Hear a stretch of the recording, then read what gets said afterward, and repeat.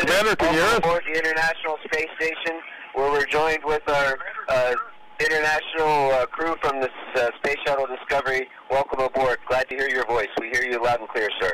Well, thank you so much for taking the time to speak with us. We've got a crew of wonderful school children here who are all interested in space, and we've got some members of Congress who are like big kids when it comes to talking to astronauts. I'm told that you're cruising at about 17,000 miles per hour, so we're glad that you are using the hands-free phone.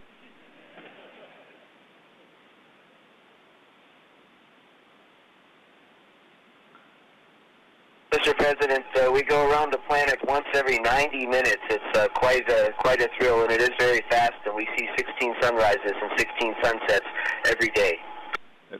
That is unbelievable. Well, the first thing we want to do is just let you know how proud we are of you. I've got to say, especially once I found out that you're from Bellwood, Illinois.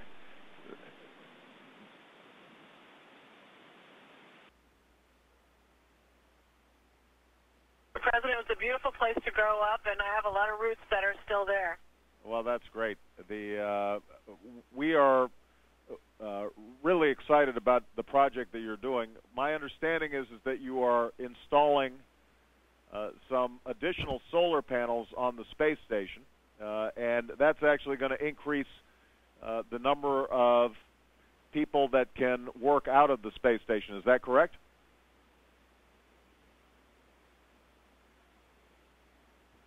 Sir, that's correct. We've roughly doubled the amount of solar power available for experimentation and for supporting a larger crew, and we hope to go to a crew of 6 and a more aggressive experimental program this year.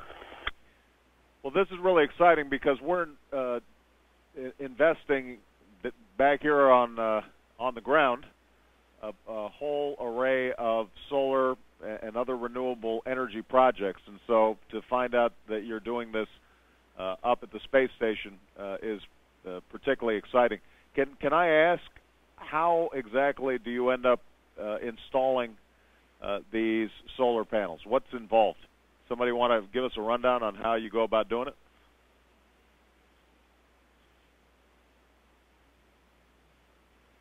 Yes, sir. First, it comes up on a truss segment, which is about 5 feet long.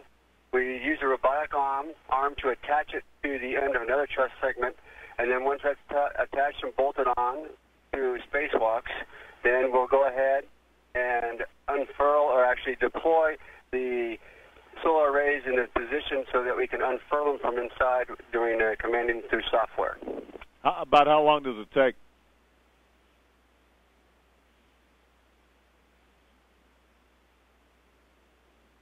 Spacewalk, we put it all together about 6 hours, but to actually do the commanding, to actually deploy them out to their full length, only takes about 2 hours. Well, obviously, we're really proud about the extraordinary work that our American astronauts are doing. You are a representative of the dedication and sense of adventure and discovery that we're so proud of. But one of the things that's wonderful about this is that it is an international space station, and I know that we have our Japanese and Russian counterparts on board as well. We'd love to say hello to them and hope that this is an example of the kind of spirit of cooperation that we can apply not just in space but here on the ground as well.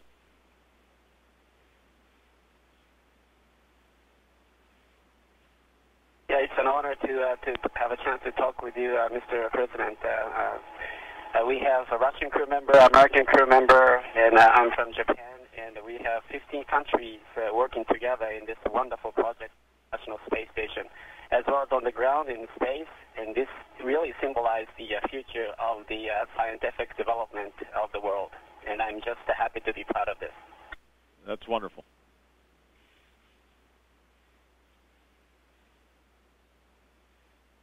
Mr. President, we work together to everything. It's really, really important for us. and American, Russian, Japanese, Italian, and to everybody, people, all people work in the space for peace. Now, I notice you're bouncing around quite a bit there, guys. Are you wearing something to strap you down, or are you about to float away?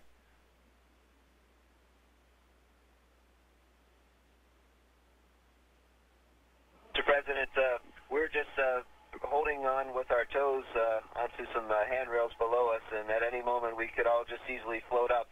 And that's one of the fun things about flying in space. We get a chance to talk to a lot of kids and show them all the adventures that we have flying around.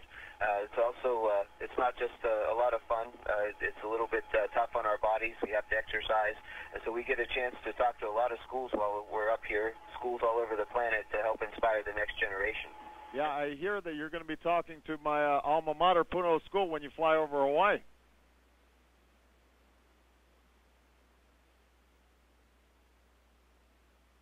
We're looking forward to that, sir. All right, well, you tell them aloha. Listen, we've got a bunch of young people here. I want to see if any of them have some questions. Anybody have a question over here? Okay, hold on. We've got a young lady right here who's got a question. As an astronaut, what do you eat? Did you hear that question? They want to know what you guys are eating up there.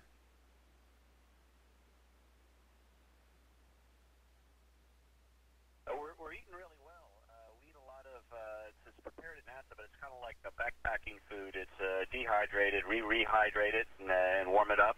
We also have food similar to meals ready to eat that they use for the military, and that a few of us ate last year when the hurricane came through Houston. You guys still drink Tang up there?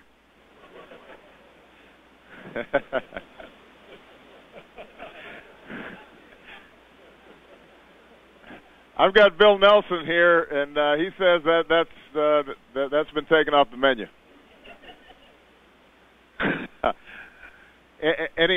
That's by the way before the time of you young people. We used to drink Tang.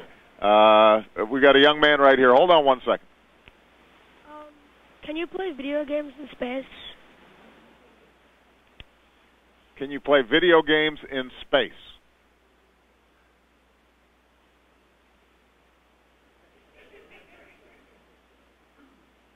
We can, in fact. And in fact, a few years ago when I was up here for 6 months, I had a video game that I used to play in my spare time.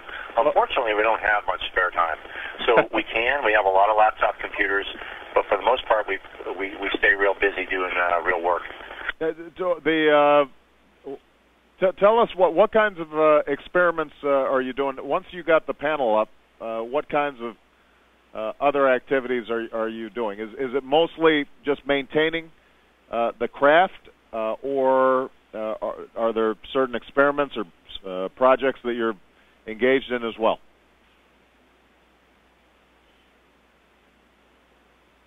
Well, sir, we have experiments already up here that we've been doing for many years, and we'll be able to double that with the addition of the solar array that our shuttle friends brought up. We do a lot of experiments on combustion, understanding materials, understanding how, we're guinea pigs, so understanding how people's bodies change in space, and all this is in preparation for long-duration missions to Moon and Mars. And the exciting thing about doing science up here is we really don't know what we don't know, and that gives you the greatest potential for learning. And we've had a lot of cases where people have set up experiments, and we've conducted them here on the space station, only to find out that we've learned something new, something more about the fundamentals of the processes and the science. So it's a really great place to learn a lot. Outstanding. Any of the young people have another question? This young man right here? Hold on one second. Have you found any life forms or any plants out in space? It's a good question. Any life forms out there other than you guys?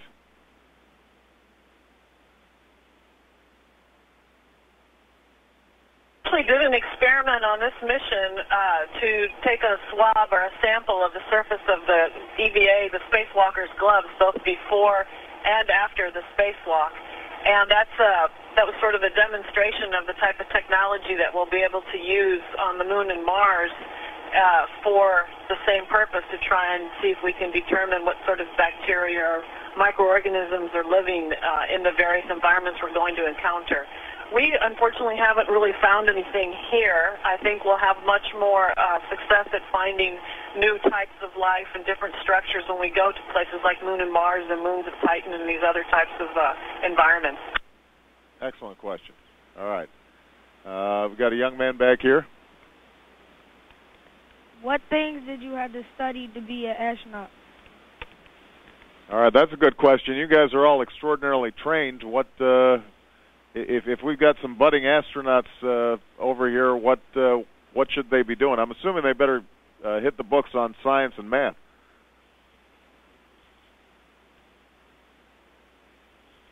That's you got it just right. The one of the beautiful things about getting to work here is you can study just about anything that you're really interested in.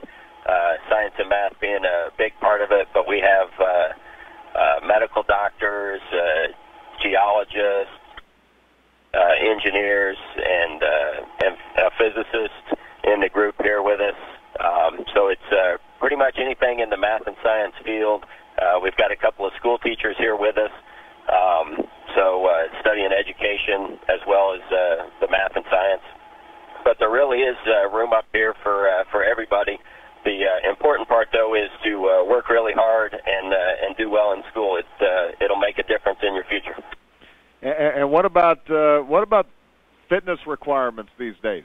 You know, some of us remember watching The Right Stuff, where that's pretty impressive.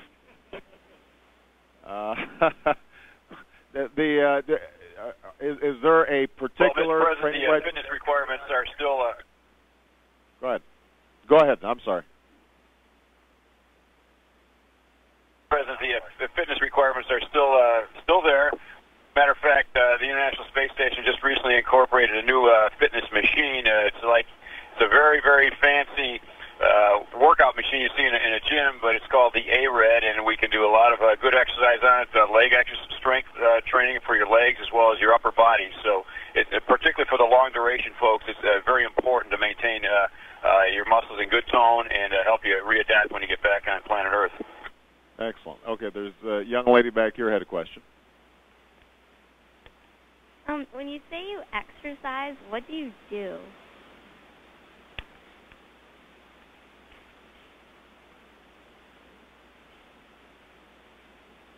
Well, we have a couple of different exercise machines up here. On the space shuttle we brought up, it looks like a bicycle that you would find in a gymnasium, so we can use that. And they have one here on the space station. And the other machine, you can do all kinds of stuff. You can do squats, you can do curls. So we have a lot we can do. We also have a treadmill, so you can go ahead and run up here in space.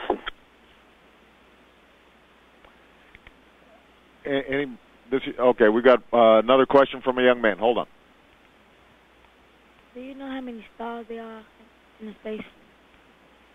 Asking how many stars in space. I'll be interested in hearing the answer to this one.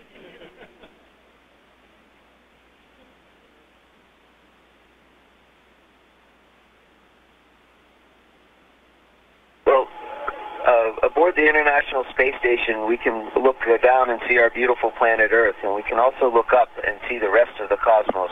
And we can see that there are so many stars out there that it's very hard to count them all.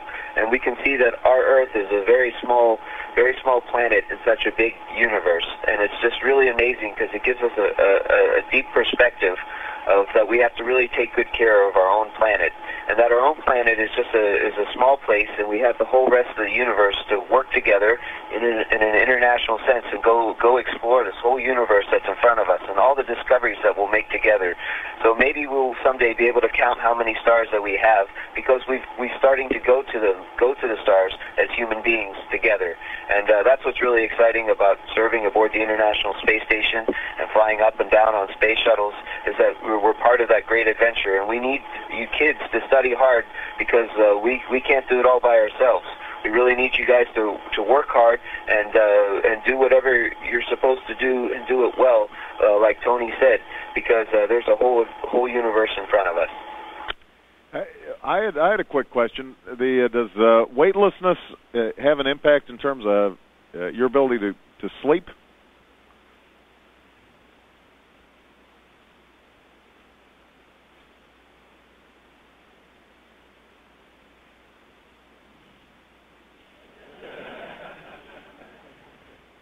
Sir, we just arrived here just a few days ago, and it's taken a while to get used to. For me, personally, missing a pillow.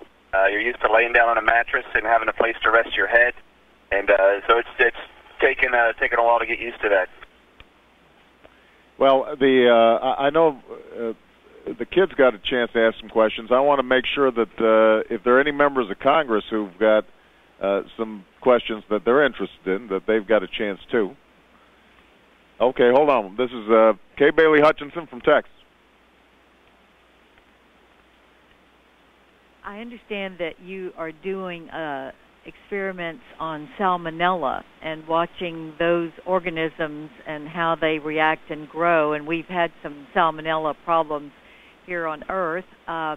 What do you think you will be able to learn from the environment in space that maybe you couldn't learn here on Earth?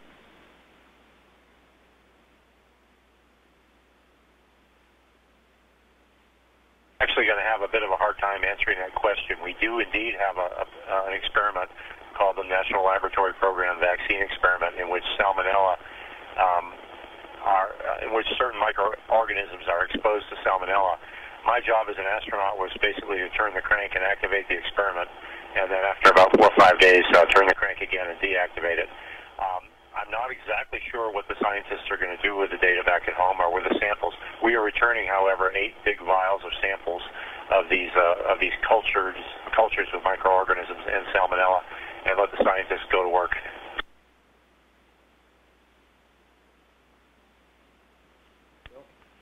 This is Bill Nelson. He knows a little something about this stuff. Hey guys, I wish I were up there with you. You are just getting to the point where it's really looking like a full-up national laboratory where we can really do the experimentation. When will you have it full up, ready to go, where we can then reap the results of that $100 billion investment?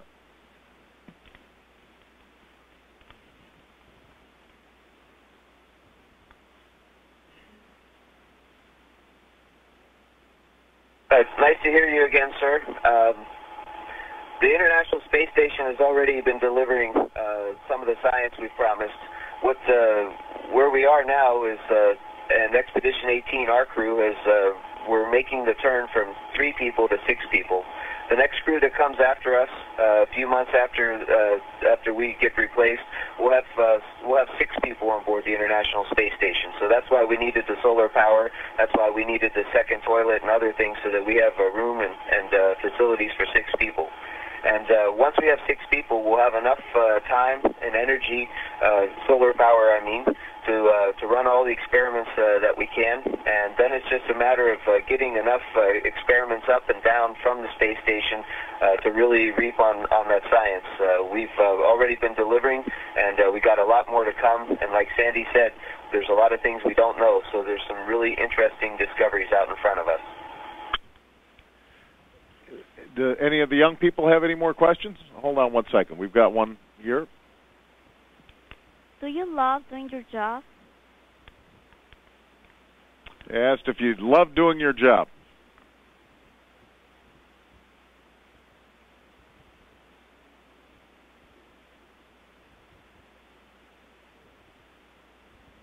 Yes, it's wonderful to work in space. Ever since I saw Apollo 11 lunar landing when I was 5 years old, I always longed for going to space and work. And here, a dream came true. I had to study hard and work hard. But I'm so happy to be here, and I'm loving living here and working with so many wonderful people here. Just a couple of logistical questions. How long did it take from the time of launch? How long did it does it take to get to the space station?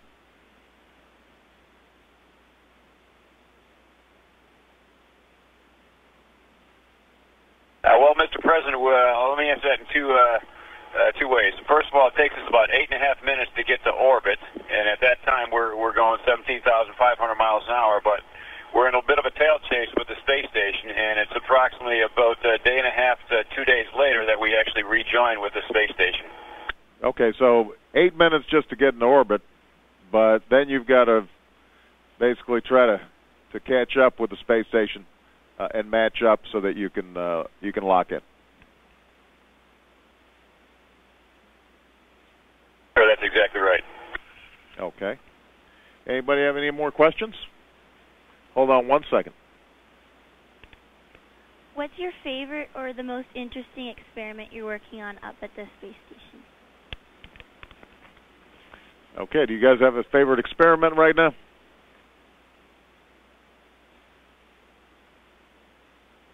That's a really tough question because they're all interesting in different ways.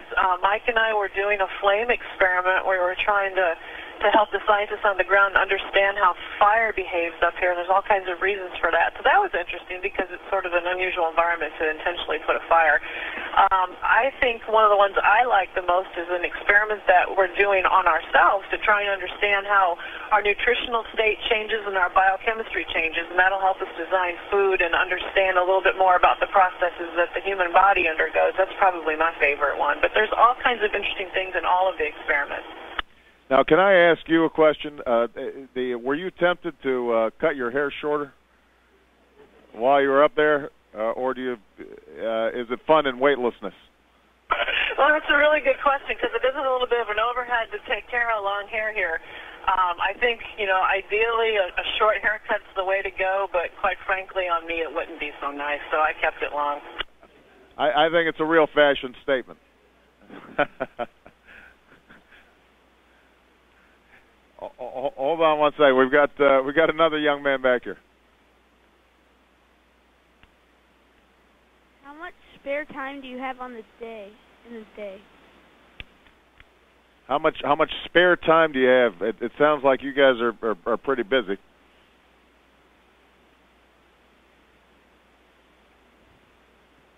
They do keep us pretty busy up here, and we have a very tight schedule that starts from the moment you wake up until the moment you go to sleep.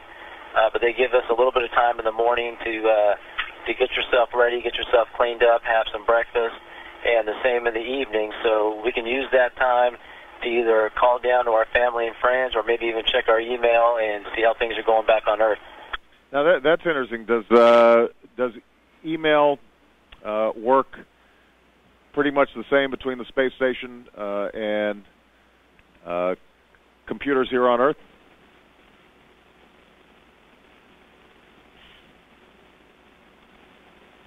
Mr. President, as just about everybody on the planet knows, is that email is a pretty important way for us to keep in touch with each other. Even though we're really far away and traveling really fast, we still use email also. Unfortunately, we only synchronize our email once or twice a day, sometimes 3 times a day, so it's not as fast and instantaneous as we are used to on the ground. But even so, it's a really useful way to get in touch with other people. In addition, we have kind of an voice over internet protocol telephone, so it's really nice that we can get a chance to talk to our families, not 24/7, but when we do have good satellite coverage, we do get the chance to call home. And that, for those of us who stay up for a long time, that's what's really, really important to us. Excellent. All right. Well, I know that you guys probably have a whole bunch of stuff to do, but I think that we may have one more question from a member of Congress. Hold on one second. Thank you very much. My name is Suzanne Cosmas, and I actually represent Central Florida, the area that includes the Kennedy Space Center. So I want to first thank you on behalf of all Americans for your service to us and for what you represent in terms of America and our supremacy in space exploration, along with our international partners, and for what you're doing there at the International Space Station. I had the honor of being at the Kennedy Space Center last week when you took off, and it was a fabulous, absolutely fantastic launch, and so I wished you adieu from there, and now I'm wishing you hello from here.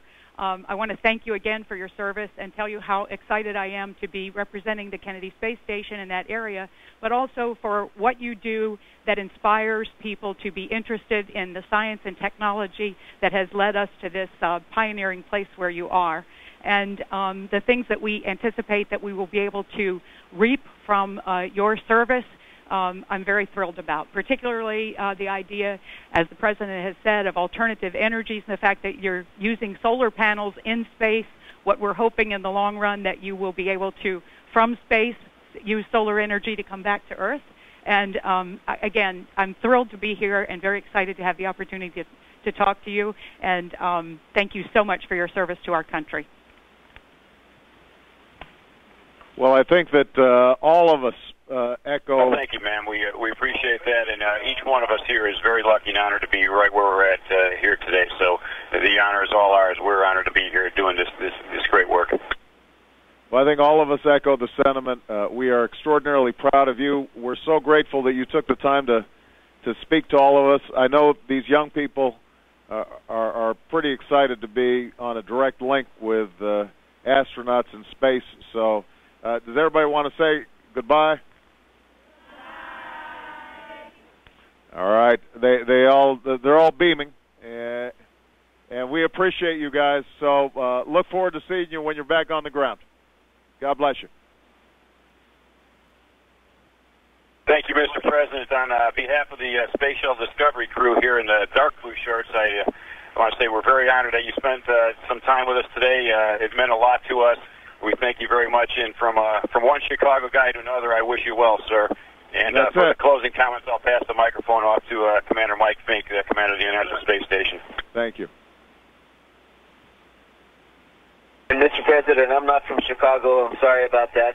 But my crew and I are really happy to have a chance to talk to you and share our adventure with even more people. It's pretty impressive what human beings can do when we work together constructively and not destructively.